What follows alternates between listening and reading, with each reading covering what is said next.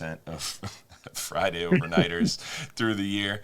So you're almost always on the boat on those weekend trips for people to kind of pick your brain on the way out and talk to you between spots and to learn more about chaining hooks or casting out and chat with John while we're loading, while we're heading out, et cetera, et cetera. But John, I wanted you to talk to the people a little bit more about your background, your history. When did you start fishing with us at Hubbard's Marina? Well, I give you a very brief before I get to the actual starting fishing with you guys. I grew up here in north central Florida, so it's all about freshwater fishing, really. And so I fished ever since I can remember. But I started going. I never really went saltwater fishing much growing up. But I started going with a buddy of mine, asked me if I wanted to go fishing, and I went over to St. Augustine, and we got on one of those cobia runs, and I had a boat rod and everything else. And, man, the boat must have caught 30 cobia. I never seen as many tangles in all of my life. I've never been more excited, and I was addicted from that point on. And I actually met a gentleman on there that told me, he said, well, have you ever tried one of these overnight trips? And I said, I didn't even heard of them. And he told me back then, there was no real internet like we got now. So he wrote down the information, and I called it up on the phone and everything. And I booked on the old Belmar. And when I got down there, my buddy of mine went with me, who was from California and was much more adept at saltwater fishing. And we went down there, and the Florida was being built at the time, and the old Florida was there, but it was condemned basically. Mm-hmm. And so they had the old Belmar boat, and it was incredible. It was an old tuna boat, literally had a heated handrails in it. And it broke down pretty regular, but the first trip I went on, I literally was fishing up on the bow with a chicken rig the whole time. Nice. And I caught a ton of fish, porgies, beeliners, maybe some mangoes. My friend was fishing more like conventional, and he caught quite a few mangrove snapper. And I remember back in those days, you could sell fish, literally right there at the dock. It was legal. And I was thinking, man, I've got 3 times as many fish as you got, so I'm going to clean up. But everybody wanted his, and I got about half as much. So I was like, maybe I need to learn something. So fast forward, I got addicted literally to it, which there's a lot of good things to get addicted to. Fishing is number one. And I started going on a real regular basis. And, of course, they brought the Florida in. And, man, I mean, it's a Cadillac of boats now, but you can only imagine what it was when they first brought that boat in. There was nothing like it, and really still isn't. And I started going pretty regular. I ended up, when I graduated from college, I was debating on whether to go into grad school or go into fishing. And a guy named Captain Tim, who was y'all's second captain at the time, mm-hmm. He told me, he said, well, you're sitting on the fence. He said, you can always go back to grad school, but you'll never get the chance to do fishing again, and you'll probably regret it. So I literally moved down to St. Pete and was going on every midweek, every weekend trip. I was pin fishing when I wasn't on there. I literally was fishing 7 days a week and selling pinfish to your grandfather. That's and awesome. So I just kept. And you talk about like presentation and stuff like that. The biggest difference between now and those days, as far as the fishermen, you had a lot more just hardcore regulars, and they wouldn't tell you anything. Yeah. It was like a running joke. What'd you catch that on? Oh, a little piece of squid. And they would literally turn away from you and wouldn't let you see. And so, I was determined that I would never be one of those guys because I hated it, man. They treated me like dirt really back then. And, of course, I was a newcomer. But that's one of the reasons why I really love to help people is because that's not my experience. Mm-hmm. And I want people – I tell people all the time, I want you to catch as many fish and as big a fish as you possibly can. And that's what I want to do too. So it's competition in that sense. But that's why I'm eager to help people because that courtesy was not given to me. But Ray Mack eventually did. He did accept me.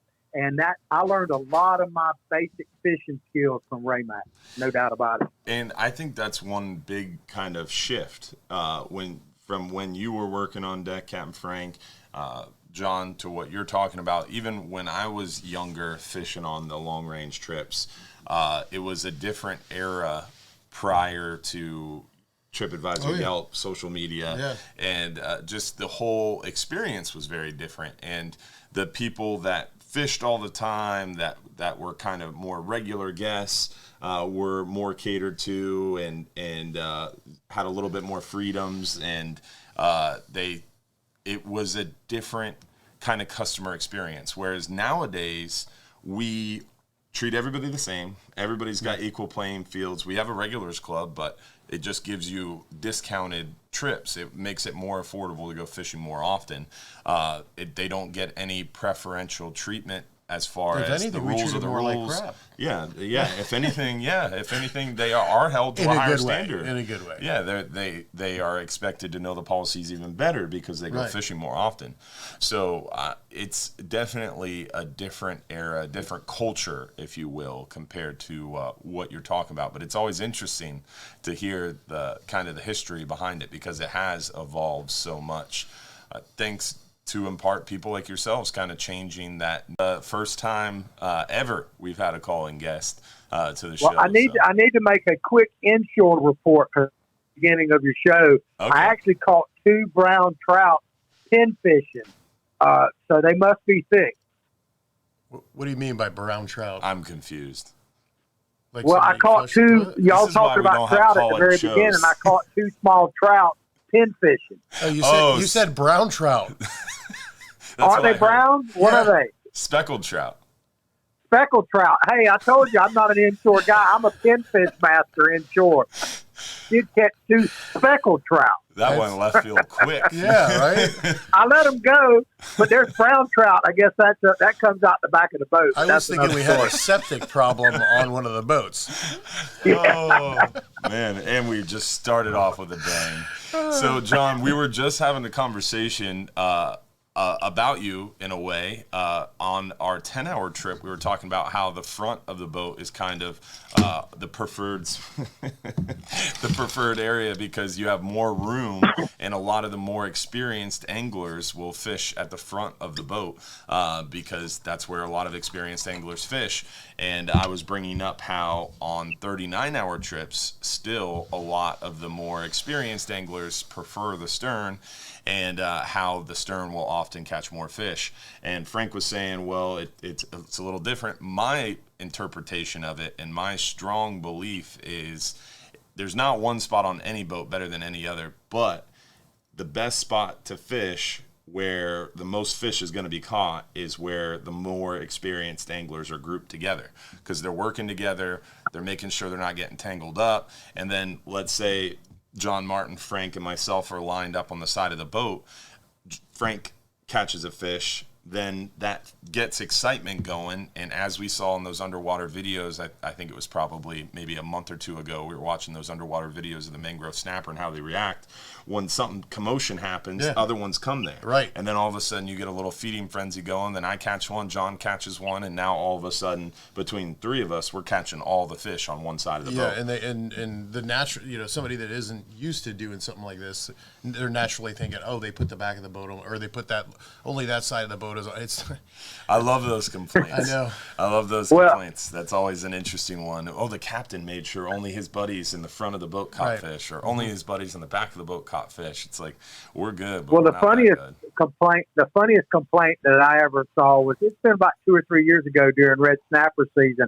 I was actually fishing right outside the door up there on the bow on the starboard side, and I was having a pretty good trip. And Captain Brian came down there, and this gentleman complained. He said, and you got to understand, there's 50 people on the boat, and he's saying, I don't know what, but you're putting only that guy right there on the fish, and I'm upset about it. And Brian said, man, I wish I was that talented. But as far as people catching fish in different spots of the boat, I reminded of something your granddad said years ago, Dylan. He told me that 20% of the fishermen catch 80% of the fish they always have and they always will. And that, to me, and I also tell people when I'm out there on the boat, I tell them, well, people always ask me where the best spot to fish is, and I tell them on the video because they're always biting on the video. That's where you want to be. But you're absolutely right. Where the experienced people are obviously going to produce more. But also, I think you're seeing something that is somewhat new in that people, the way they're jigging now with these fast jigging, the high-speed jigging, and that is definitely better up on the bow in places where you got more room. It's not really even that good to do on the stern because you just don't have the room you need to stay tangle-free. And I see a lot of people who are really into jigging going up on the bow now all the time. Yeah, that slow pitch jigging is definitely becoming more and more popular, and I would agree completely. Some of those more unique styles of fishing, like Frank was talking earlier about fishing deeper on the 10-hour trips, they're fishing as deep as 100 foot of water and using those lighter kind of knocker rig style setups for mangrove snapper and hogfish and stuff like that. You really need to be up on the bow. The same thing holds true on the 39-hour trips for slow pitch jigging or flat lining or knocker rigging. You don't want to be knocker rigging off the stern unless the current, one of those rare trips where the current and the wind are going in the same direction and your lines are going directly off the back of the boat. And John, I agree with that 100%. John, you've been fishing the 39-hour trip for many, many years. Tell us, how many times does it happen where your line goes directly off the back of the boat where you can do pretty much whatever style of fishing you want and you're not going to get tangled up? I'd say it's 50-50 at best. I mean, this last trip, I was fishing spot 5, which is pretty much dead center of the stern. Mm-hmm. And, one of the things that is overlooked about fishing skills is the ability to get out away from the boat and cast. So, you're right about the current. Quite often it doesn't cooperate, but you have to be able to adjust. People always say like they really want a corner spot on a boat quite often. And yes, it's good to fish on the corner, but if you're not able to actually cast, and I highly recommend not casting a boat rod if you're not used to it, but if all you're doing is dropping straight down, it's useless. Then it doesn't really matter where you're fishing because you can't take advantage of the corner spot. I can cast these conventional reels where you've probably seen me do it quite a long distance. And, so being on the corner opens up a whole new venue to me that the other fishermen might not have. So practice. I tell people about casting. I said, go out, to like the Skyway or something and just practice it because you're going to get bird nests and everything else. Just practice it. Don't be afraid to get the bird nest. Fix it. You'll learn. But all of that stuff is a learned skill. I actually learned how to do that from Ray Mack. You might remember him. Yeah, I learned from Timmy Shimp and Red. My dad showed me probably 37 times how to cast a conventional reel, and I went on a 39-hour trip by myself when I was like 8 or 9 years old, and Timmy made fun of me because I was struggling with the mangrove snapper, and he was like, give me that reel, and he showed me how to cast like a couple times, and I got it immediately. The next trip, my dad was like, oh, okay. So I see how it is. You won't learn from your dad, but you'll learn from from a crew member, and I was like, I don't know. But you brought up an interesting point about the stern and how the corners give you the option to cast. The same thing holds true once you're in the front half of the boat, because what you're referring to, I believe, and what my impression is, in the middle of the stern and fishing along the back half of the boat, along the sides of the boat, especially on the Florida, you're closer to the water. So it makes it almost impossible to cast unless you have someone next to you that lets you cross over their rod to cast out. Right. But if you're in the front half of the boat, you're higher up off the water, and as long as you're not working with a super long leader, you can cast by just underhand casting with your rod tip straight up and down, which makes it life easy. Is that what you were talking about? Yeah, absolutely. I can actually do it from the center of the stern, but granted, I've done it a long time. The key to casting, practice, obviously. And this sounds real obvious, but most people don't practice it. Don't worry about the bait. In other words, yeah, you need to worry about tangling with someone, but as far as casting, you're casting the lead. That's what I tell people. The bait will follow, because so many people are so focused. They'll have their lead like 3 feet from the tip of their rod, and they're looking at the bait, and they do some kind of alley-oop thing that one guy kept doing it on the boat. And I said, that's an Australian cast. He said, what do you mean? I said, it's a boomerang. It comes right back at you. But you got to cast the sinker, and the bait will follow. But it's all about practicing. Once again, John, if you can go to Skyway, that's great. If not, do it in your yard. And John, you would say that instead of having that lead 3 feet from the tip, that it should be right on the tip, right? Yeah, pretty much right on the tip. Sometimes I'll have it, maybe a half an inch from the tip. But yes, because you got to get that pop. Yep. And that's the popping motion that gets that lead out there that most people like. The worst thing to do is have it your sinker 3 feet down and trying to do it. You're better off just dropping straight down if you're going to do that because it's not going anywhere. Right. So me personally, that's why I have those Bull Bay rods built the way that they're built, and that's why a lot of people, including Smokey, really like those kind of the old Tiger stick style rods, where you have a stiffer backbone, but you have a really kind of playful, more soft. Yeah, it's tip. like a spring. Yeah, and so I like keeping the lead a little further, not right up on the tip, but maybe like a foot away, or maybe even a foot and a half, 2 feet away, because you're using the momentum of the lead to further bend the rod, and it takes a little bit more timing efforts, but you almost cast forward first and then bring the momentum back, and that pendulum action of that lead going back makes that rod bend, and that's when you spring it forward, and you're not only getting the spring effect, the pop that John is talking about, but then you're also getting a little bit more momentum behind that lead when you're using one of those kind of fancy newer rods with that newer technology that allows that kind of springy soft tip but a more stiff backbone. John Martin, I can say, uses the more classical era of do you still chain your hooks, John? Yes. Yeah, I still do. Basically, the way I look at it is if it ain't broke, don't fix it. Amen. Kind of thing. So I'm probably more classical, definitely. Yeah, and you cannot argue with your results. But what I'm talking about, guys, is chaining hooks. So when the double hook thing came out, I think you were still working as a crew member. We had to. Well, yeah, we all did it on the way out. Yeah, we had a lot of customers that would request us to chain the hooks, and they would, throw us a few extra bucks for doing it for them because it's a pain in the arse. Yeah, and we do it the whole way out. I remember as a kid, money was money when you're younger like that. It was like the crew would always throw me a couple bucks, and I'd spend an hour chaining hooks together. And basically, what we're talking about is the old school style mustads that are kind of a softer metal, and you'd open up one of the eyes of the hook and stick the other hook to it. Just as a tip to people, if they want to do it, I use two tools. I use what they call a diagonal set of pliers, where you clamp down like you're almost cutting where the eye hook is. Yeah. And then I use a more what they call lineman's pliers on the back side of it to crimp it back. So I don't really bend it like some people do because that'll snap it. One thing I would say, the Snell rigs work fine. Mm-hmm. The only caution I would say to people, because I've seen so many people over the years get hooked by that second hook. Yeah. If you get like a porgy on your bottom hook, remember that top hook is flailing in the breeze. You better pay attention to it and know where your hooks are, which is something when you have them in tandem like I do, you don't, because you got a porgy is the most dangerous fish out there when it comes to hooking yourself. Because they will just you got to watch out for them porgies. Ask Smokey.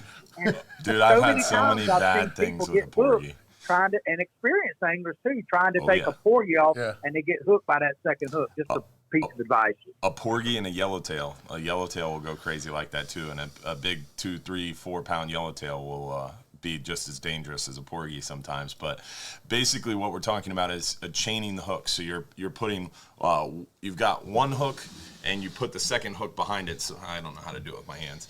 So you're putting also pretend this is still I'm trying to show it on video, John. It's an epic fail. But basically, instead of double snelling your hooks, we'll make a video on it. Yeah. Instead of double snelling your hooks, you're putting 2 hooks together. So we will make a video next time I see John for a 39-hour trip. We will do the difference between a double snell and a chained hook, and you'll have to show your tools. Dylan, a key tip to people, and especially when they're snelling them, because you can adjust the length so well, is adjust. People always ask me how big a hook to use or how far to adjust your hook on the snell.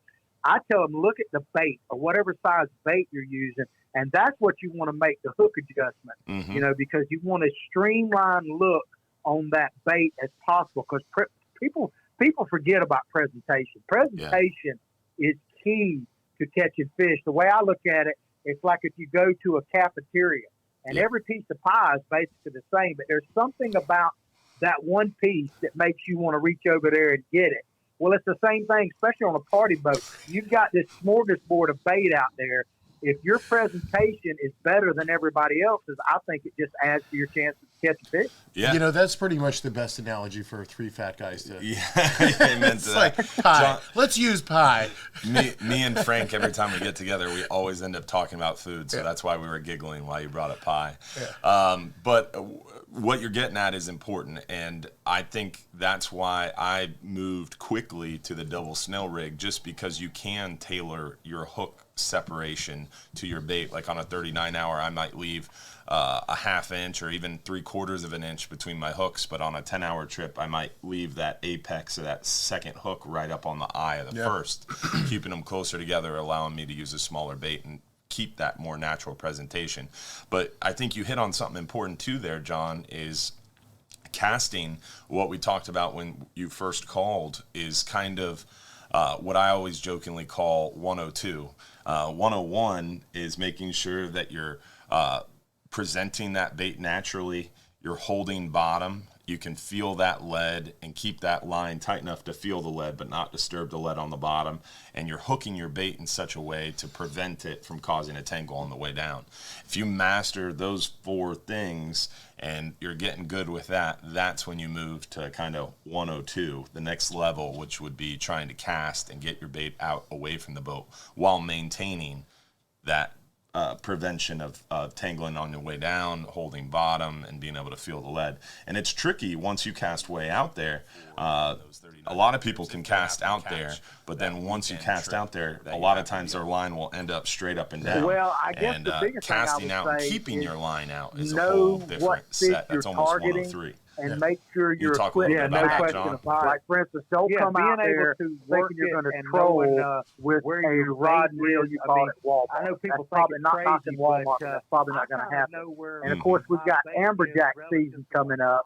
And people quite often, you know, they like the fight of an amberjack. But I remind people, you're on a party boat. So you've got to get those fish in. You can't just fight them like you're on the, you know, a little private charter or you're on your own boat, because you lose more amberjacks tangled up with people. Of course, the mates call it a full martin. They rag me a little bit. You know, you get tangles, which are inevitable. But people ask, like, I use 100. I'm a mono guy, and I use 100, and they say, well, you need that big a line to get an amberjack in? I said, well, you got to understand, I'm not only fighting the fish, but I'm fighting the fishermen as well, all the tangles, you know. And, of course, with braid, you're kind of screwed if you get hooked in with that. But I would tell people to, if you're, you know, obviously if you're using the boat rods and all, ask the mates to help you re-rig and stuff like that. But if you're looking to purchase your own tackle, talk to someone. Don't be afraid. Don't have too much ego to talk to someone about what they're doing. So if you are down there and you want to know, you know, what type of gear to get, you know, hit me up. Headway? Yeah, a little. I got all the other fish picked up. It's a jack. Yeah. It's a jack. Don't pull over there now. Easy, guys. Don't pull over there. That's a jack. Yeah, it looks like.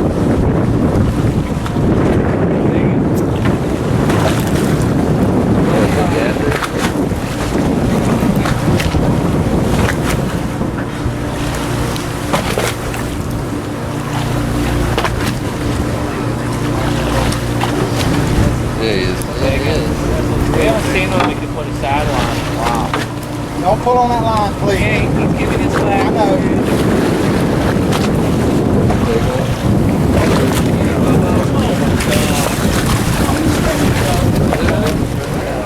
Look at the belly on it. Oh my God. Good job in that, Here he comes, Bob. Holy. Wow.